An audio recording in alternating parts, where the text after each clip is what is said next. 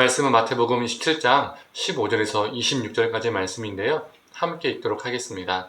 명절이 되면 총독이 무리의 청원대로 죄수 한 사람을 놓아 주는 전례가 있더니 그때 바라바라 하는 유명한 죄수가 있는데 그들이 모였을 때에 빌라도가 물어 이르되 너희는 내가 누구를 너희에게 놓아주기를 원하느냐 바라바냐 그리스도라 하는 예수냐 하니 이는 그가 그들의 시기로 예수를 넘겨준 줄을 알미더라. 총독이 재판석에 앉았을 때에 그의 아내가 사람을 보내어 이르되 저 옳은 사람에게 아무 상관도 하지 마옵소서.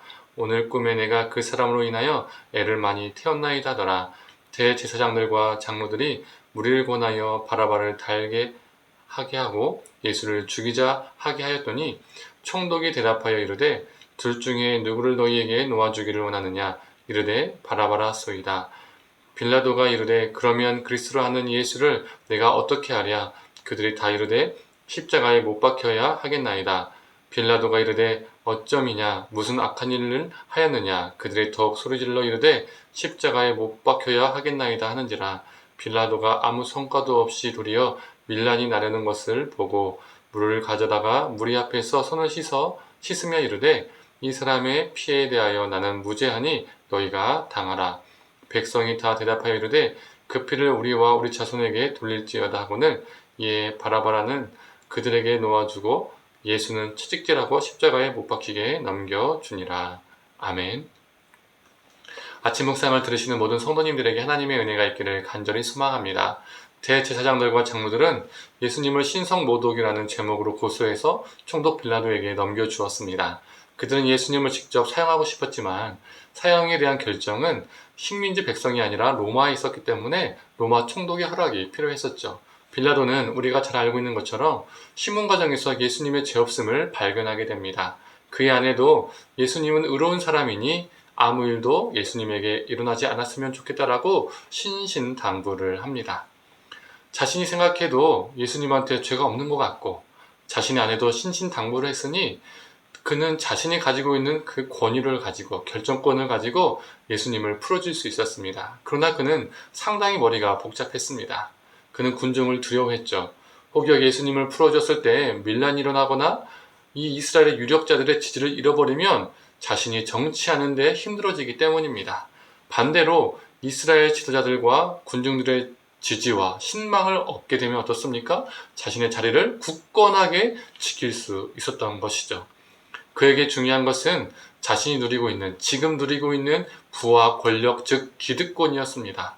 그래서 그는 자신의 권위로 충분히 예수님을 풀어줄 수 있었으나 군중들의 요구에 따라서 강도 바라바를 풀어주고 예수님은 십자가형을 선고합니다. 빌라도는 자신의 유익을 위해서 타자를 내어준 전형적인 인물입니다. 그렇다면 빌라도는 그 유익을 충분히 누리면서 장수하며 살았을까요? 자신이 그토록 놓치고 싶지 않았던 풍요와 지위, 자신이 그 기득권들을 잘 유지하며 살았을까요? 그는 주후 36년, 즉 예수님이 죽으신 지 얼마 안 되어서 로마로 소환되어 유배를 당하게 됩니다. 그는 그렇게 쥐고 싶었던 모든 것을 다 잃어버리고 초라하게 자신의 인생을 마감하게 됩니다. 그리고 그는 2000년이라는 이 기독교 역사 속에서 어떠한 존재로 남고 기억되고 있습니까? 예수님을 죽이라고 외친 것은 종교 지도자들과 군중들이었지만 그는 사형 선고를 내리지 않을 수도 있었습니다. 그러나 그가 십자가형을 선고했기 때문에 사도신경을 통해서 예수님에게 고난을 준 존재로 그는 남았습니다. 죽은 지 2000년이 되었는데도 어떻습니까? 매 주일마다 세계 수많은 교회에서 그의 이름을 부르게 되었습니다. 좋은 쪽이 아니죠. 나쁜 쪽입니다.